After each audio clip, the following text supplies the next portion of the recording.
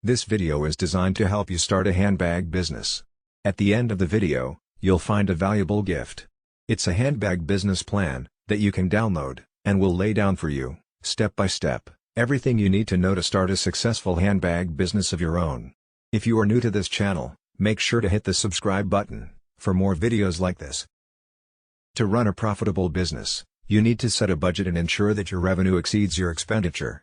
This is the formula used to calculate profit. Revenue minus expense equals profit.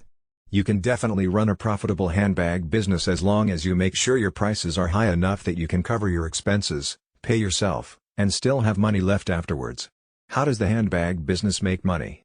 There are many ways a handbag business can make money. You can design your bags, and sell them to wholesalers, retailers, or directly to customers. If you don't want to design, you can sell handbags by established designers as an affiliate, dropshipper, or resellers. You can add handbags to another line of fashion products, like clothes and shoes that you already sell. If you don't want to invest much in stocking up the product, you can sell only pre-ordered handbags. What are the startup costs for the handbag business? The initial cost of setting up a handbag business depends on many factors, whether you plan to start a business at home or a store, the channels the bags are sold through, and many other decisions will affect your startup costs. However, let me give you a basic idea of the expenses you are likely to incur in the process. Raw materials, designing tools, website, photography, advertisements, labor charges, transportation and logistics, license and permits, utility bills. How do I know the handbag business is a good option for me? When you create eye-catching handbag designs, and your friends and family are ready to pay you for these bags, turning your talent and passion into a business is a good idea. You can also start a handbag business by procuring handbags from other designers in bulk, and reselling them to retail customers. The fashion industry is competitive, but if you have a unique idea, a good fashion sense, and a strong will to make it great, you'll get there.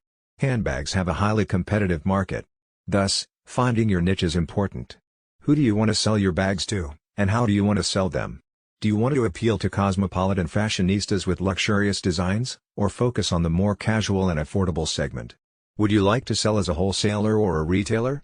The type of bags you want to sell is critical in determining how to find the customers and reach out to them. Make sure you are clear about your target customers when starting the design process. Finances. You need money to buy raw materials, design tools, and fund other fixed and running costs. It is therefore important to decide how you will finance each expense. Depending on your niche and business size, you may use your savings or withdraw funds from outside, in the form of loans and investments. Whichever type of financing you choose, make sure you don't use all of your savings to build your business. I recommend consulting a financial expert for advice on the best funding options. Prices and services. You shouldn't set a price that is too high or too low, in comparison to other handbag brands in the market. Consider your cost and the market price to determine a reasonable price for your handbags. You can also get great insights into handbag pricing by researching e-commerce platforms, like Amazon, Shopify, and eBay. Find out what types of bags are selling the most on these platforms, and at what price. Accordingly, you can set a competitive price for your handbags. Marketing and advertising. Great designs and quality handbags will make your business profitable. However, before that, you need to market your bags to the target customers. How would they know that your business exists? The marketing and advertising strategy and budget are the most crucial part of a business plan. Before you start selling, plan your marketing channels and advertising expenses. Work on the brand name, logo, and website. Determine whether you would like to sell online, offline, or both, and allocate a budget for each channel. Today, however, a successful business thrives on a robust online presence with the help of a website and social media promotions. Income. With a predefined income, you can better plan your expenses, prices and sales. Include in your business plan how much revenue your business should earn each quarter and annually. Website and social media presence. As I said earlier, to run a successful business today, you need to invest in your website and social media promotions. Remember, a bag sells better through a visual medium. So, creating a website that resonates with your brand can make the handbags stand out. Add quality pictures and descriptions for your audience to inquire more about your bags. Make sure the website is mobile optimized. You have to promote your offline and online store to reach more and more people. Network with handbag wholesalers and retailers in your area. to map your prospective customers and communicate with them through effective advertising. I recommend the following to you. Promote your handbag designs on social media. Create quality content on Facebook and Instagram. Attend fashion fairs. Ask your family and friends to promote your website on social media accounts. Connect with other fashion retailers to promote your handbags. Ask your customers to write feedback and recommendations. The next part of the video is not specific to a handbag business. Nevertheless, this knowledge is essential for success in the handbag business, as well as in any other business. Ignore it at your own peril.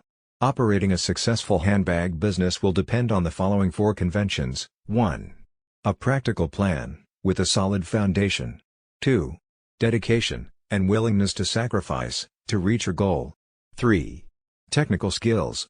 4. Basic knowledge of management, finance, record keeping and market analysis.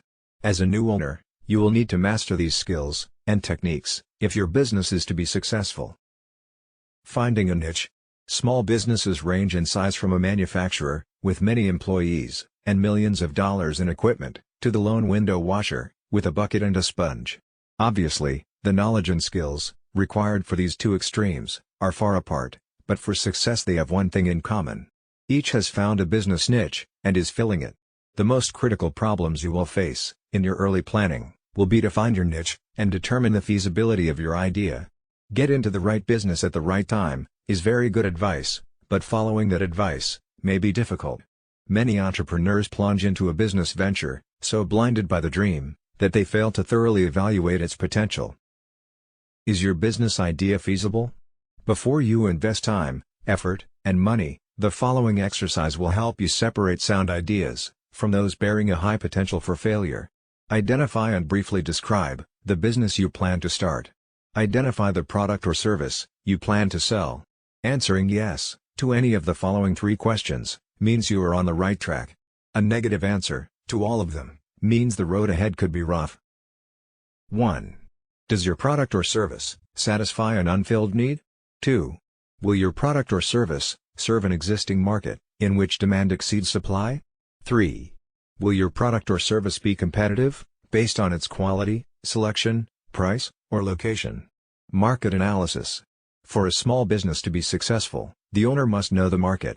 To learn the market, you must analyze it, a process that takes time and effort. You don't have to be a trained statistician to analyze the marketplace, nor does the analysis have to be costly.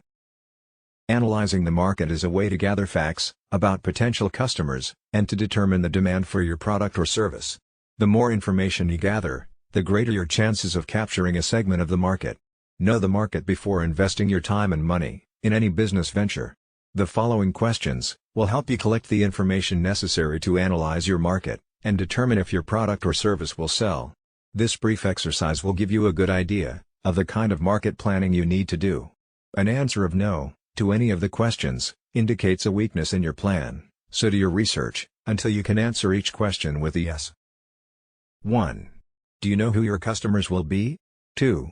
Do you understand their needs and desires? 3. Do you know where they live? 4. Will you be offering the kind of products or services that they will buy? 5. Will your prices be competitive in quality and value? 6. Will your promotional program be effective? 7. Do you understand how your business compares with your competitors? 8. Will your business be conveniently located for the people you plan to serve? 9. Will there be adequate parking facilities for the people you plan to serve? Planning your startup.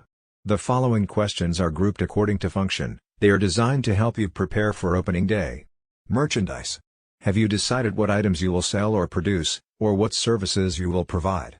Have you made a merchandise plan, based upon estimated sales, to determine the amount of inventory you will need to control purchases? Have you found reliable suppliers, who will assist you in the startup? Have you compared the prices, quality, and credit terms of suppliers? Business records. Are you prepared to maintain complete records of sales, income and expenses, accounts payable, and receivables? Have you determined how to handle payroll records, tax reports, and payments? Do you know what financial reports should be prepared, and how to prepare them? Finances. A large number of small businesses fail each year. There are a number of reasons for these failures, but one of the main reasons is insufficient funds. Too many entrepreneurs try to start and operate a business without sufficient capital, money. To avoid this dilemma, you can review your situation by analyzing the following 3 questions. 1.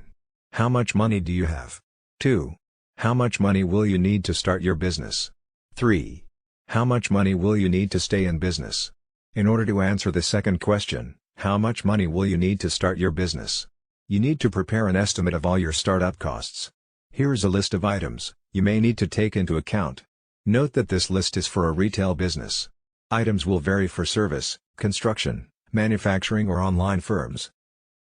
Decorating and remodeling, fixtures and equipment, installing fixtures and equipment, services and supplies, beginning inventory cost, legal, professional fees, licenses and permits, telephone utility deposits, insurance, signs, advertising for opening, unanticipated expenses. Now, the answer to the third question, how much money will you need to stay in business? Must be divided into 2 parts, immediate costs, and future costs. From the moment the door to your new business opens, a certain amount of income may come in. However, this income should not be projected in your operating expenses. You will need enough money available to cover costs for at least the first 3 months of operation. The following list will help you project your operating expenses on a monthly basis. Typical expenses for 1 month may include your living costs, employee wages, rent, advertising, supplies, utilities, insurance, taxes, maintenance, delivery, transportation, miscellaneous. Now sum up the total estimated monthly expenses and multiply it by 3. This is the amount of cash you will need to cover operating expenses for 3 months. Deposit this amount in a savings account before opening your business. Use it only for those purposes listed in the above list, because this money will ensure that you will be able to continue in business during the crucial early stages. By adding the total startup costs to the total expenses for 3 months, you can learn what the estimated costs will be to start and operate your business for 3 months. By subtracting the totals of the lists from the cash available, you can determine the amount of additional financing you may need, if any. Now you will need to estimate your operating expenses for the first year after startup. The first step in determining your annual expenses is to estimate your sales volume, month by month. Next, determine the cost of sales. You may want to use a spreadsheet to do this. After startup, the primary source of revenue in your business will be from sales, but your sales will vary from month to month because of seasonal patterns and other factors. It is important to determine if your monthly sales will produce enough income to pay each month's bills. An estimated cash flow projection will show if the monthly cash balance is going to be subject to such factors as the following: failure to recognize seasonal trends, excessive cash taken from the business for living expenses, too rapid expansion, and slow collection of accounts if credit is extended to customers. Conclusion: if you have carefully answered all the questions in this video, you have seriously thought about your goal. However, there may be some things you may feel you need to know more about. Owning and running a handbag business is a continuous learning process. Research your idea, and do as much as you can, yourself, but don't hesitate to seek help from people who can tell you what you need to know. As we conclude this video, it's time you get your free handbag business plan gift. Go to the description below this video to get it now. It is completely free, no strings attached. Thanks for watching. If you enjoyed this video, please like and hit the subscribe button for more videos like this.